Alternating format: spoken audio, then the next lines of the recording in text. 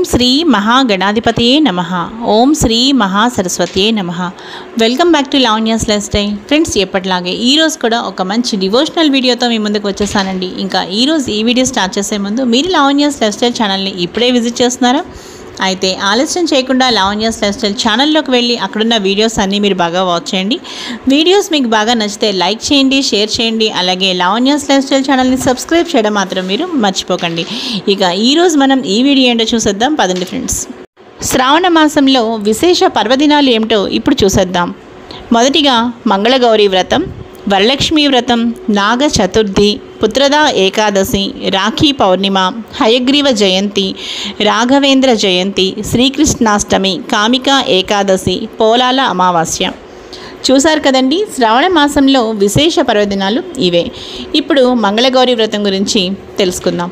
శ్రావణ మాసం ముందు ఆచరించవలసిన వ్రతములలో మొదటిది ఈ మంగళగౌరి వ్రతం. ఈ నెలలో వచ్చే 4 మంగళవారాలు మంగళగౌరిని పూజించాలి. పార్వతీదేవికి మరొక పేరు గౌరీ, మంగళగౌరి. సాధారణంగా కొత్తగా పెళ్ళైన ముత్తైదువులు ఈ వ్రతాన్ని చేస్తారు. ఈ వ్రతాన్ని ఆచరించడం వల్ల మహిళలకు సౌభాగ్యకరమైన 5వతనం కలకాలం చక్కగా ఉంటుందని ప్రతీతి. ఈ వ్రతాన్ని గురించి స్వయంగా శ్రీకృష్ణుడు వివరించినట్లుగా పురాణాలు పేర్కొన్నాయి. మంగళగౌరి వ్రతం పూజా విధానం మీరు చూడాలనుకుంటే తప్పకుండా నేను మంగళగౌరి వ్రతం 5 సంవత్సరాల నోము ఎలా చేసుకున్నానో వీడియో అప్లోడ్ చేశానండి, మీరు తప్పకుండా వాచ్ చేయండి. అలాగే మీరు మంగళగౌరి వ్రతం పూజా విధానం, కథ, వాయన, తాంబూలాలు వివరాలు కూడా చక్కగా నా ఛానల్లో ఒకసారి చూసేయండి. ఇక వరలక్ష్మి వ్రతం. శ్రావణ మాసంలో పూర్ణిమకు ముందుగా వచ్చే శుక్రవారం రోజున ఈ వరలక్ష్మి వ్రతం చక్కగా అత్యంత వైభవంగా మహిళలు జరుపుకుంటూ ఉంటారు. శ్రావణ మాసంలో మహిళలకు అతి ముఖ్యమైన ప్రధానమైన వ్రతం శ్రీ వరలక్ష్మి వ్రతం. దీనిని పూర్ణిమకు ముందుగా వచ్చే శుక్రవారం ఆచరించవలెను. ఈ వరలక్ష్మి వ్రతం రోజున వరలక్ష్మీదేవిని చక్కగా పూజించడం వలన అష్ట ఐశ్వర్యాలు, సంపద, భూమి, శిక్షణ, ప్రేమ, కీర్తి, శాంతి, సంతోషం మరియు శక్తి వంటివి లభిస్తాయని ప్రగాఢ విశ్వాసం.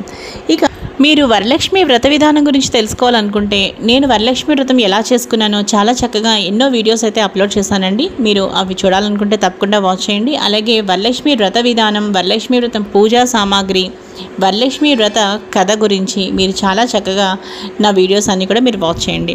ఇక ఈరోజు మనం వరలక్ష్మి వ్రతం చూసాం కదా, ఇప్పుడు శుక్ల చవితి, నాగ చతుర్థి గురించి కూడా ఇప్పుడు తెలుసుకుందాం.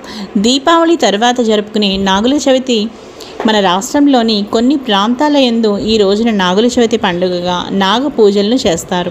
రోజంతా ఉపవాసం ఉండి పుట్టబద్దకు వెళ్ళి పాలు పోసి నాగదేవతను పూజిస్తారు. దూర్వాయుగ్మ వ్రతం చేయడానికి కూడా విశేషమైన రోజు ఈ శుక్ల చవితి. దీనినే నాగ చతుర్థి అని కూడా అంటారు. ఇప్పుడు పూర్ణిమ, హయగ్రీవ జయంతి గురించి చాలా చక్కగా తెలుసుకుందాం. ఈ రోజునే శ్రీ మహావిష్ణువు వేదాలను రక్షించేందుకు హయగ్రీవ రూపం ధరించినట్లు పురాణాలు చెబుతున్నాయి. హయగ్రీవుడు జన్మించిన ఈ రోజుని హయగ్రీవ జయంతిగా జరుపుకుని హయగ్రీవుడిని పూజించి శనగలు, అలాగే ఉలవలతో చక్కగా చేసిన గుగ్గిళ్ళు నైవేద్యం సమర్పించడం సర్వశ్రేష్టకరం. ఇక కృష్ణ విద్య, శ్రీ రాఘవేంద్ర స్వామి జయంతి గురించి ఇప్పుడు చూసేద్దాం. మంత్రాలయంలో శ్రీ గురు రాఘవేంద్ర స్వామి జయంతిని పురస్కరించుకొని విశేష పూజలను చేస్తారు. అంతేకాదు క్రీస్తు శకం 1671వ సంవత్సరంలో విరోధికృత్ నామ సంవత్సర శ్రవణ బహుళ విధియ నాడు శ్రీ రాఘవేంద్ర స్వామి వారు సజీవంగా సమాధిలో ప్రవేశించారని ప్రాచీన గ్రంథాల్లో పేర్కొనబడింది. ఇక కృష్ణపక్ష అష్టమి గురించి ఇప్పుడు చూసేద్దాం. శ్రీ మహావిష్ణువు యొక్క 8వ అవతారమే శ్రీకృష్ణ అవతారం. శ్రీకృష్ణ పరమాత్మ జన్మించిన శుభదినమే ఈ శ్రీకృష్ణాష్టమి. దీనినే జన్మాష్టమి అని కూడా పిలుస్తారు. ఈరోజు ఉదయం ఉపవాసం ఉండి సాయంత్రం కృష్ణుడిని పూజించే నైవేద్యంగా పాలు, పెరుగు, వెన్నెలను సమర్పించడం, అనంతరం ఉట్టిని చక్కగా కొట్టడం అనేది కూడా ఆచారంగా వస్తోంది. కృష్ణపక్ష ఏకాదశి, దీనినే కామికా ఏకాదశి అని అంటారు. ఇక బహుళ పక్షంలో వచ్చే ఏకాదశినే కామికా ఏకాదశి అని అంటారు. ఈ రోజున నవనీతమును అనగా వెన్న దానం చేయాలని పెద్దలు అంటారు. తద్వారా ఈతి బాధలు పోయి కోరికలన్నీ నెరవేరుతాయని శాస్త్రవచనం. కృష్ణపక్ష అమావాస్య లేదా పోలాల అమావాస్య. పోలాల అమావాస్యను మహిళలు శ్రావణ మాసంలో కృష్ణపక్ష అమావాస్య రోజున జరుపుకుంటూ ఉంటారు. చక్కటి సంతానం కలగాలని ఆ పోలేరమ్మని ఈరోజు పూజిస్తూ ఉంటారు. పోలాల అమావాస్య వ్రత విధానం కదా మీరు చూడాలనుకుంటే నేను చాలా వీడియోస్ అయితే అప్లోడ్ చేశానండి. మీరు తప్పకుండా ఆ వీడియోస్ అన్నీ చూసేయండి. నేను పోలాల అమావాస్య పూజ ఎలా చేసుకున్నాను, అలాగే నైవేద్యాలు ఏమి సమర్పించాలో అవన్నీ కూడా మీరు చక్కగా నా ఛానల్లో ఒకసారి చూసేయండి.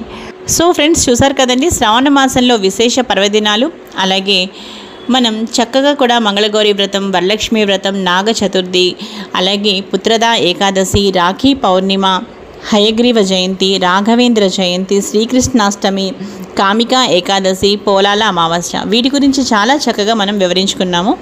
ఇక నా ఛానల్లో మీరు ఏవైనా డివోషనల్ వీడియోస్ చూడాలనుకున్నా, అలాగే రెసిపీస్ చూడాలనుకున్నా, ఏవైనా మోటివేషనల్ కోట్స్ చూడాలనుకున్నా తప్పకుండా లావణ్యాస్ లైఫ్ స్టైల్ ఛానల్ని విజిట్ చేయండి. అలాగే ఇంకొక విషయం ఏంటి అంటే రీసెంట్గా కూడా నేను ఒక వీడియో అప్లోడ్ చేశానండి. శ్రావణ మాసం మనకు అసలు ఎప్పటి నుండి ఎప్పటి వరకు ప్రారంభం మరియు ముగింపు సమయం కూడా చాలా చక్కగా చెప్పాను. మీరు ఆ వీడియో మిస్ అయ్యి ఉంటే తప్పకుండా అది కూడా వాచ్ చేసేయండి. ఇక ఈరోజు ఈ వీడియో అయితే ఇదేనండి. ఇంకా మరో మంచి వీడియోతో కలుస్తాను. ఈ వీడియో మీ అందరికీ బాగా నచ్చింది అనుకుంటున్నాను. ఈ వీడియో మీ అందరికీ బాగా నచ్చితే లైక్ చేయండి, షేర్ చేయండి, అలాగే లావణ్యాస్ లైఫ్ స్టైల్ ఛానల్ని సబ్స్క్రైబ్ చేయడం మాత్రం మీరు మర్చిపోకండి. మరో మంచి వీడియోతో కలుస్తాను. Keep on watching Lavanya's life style.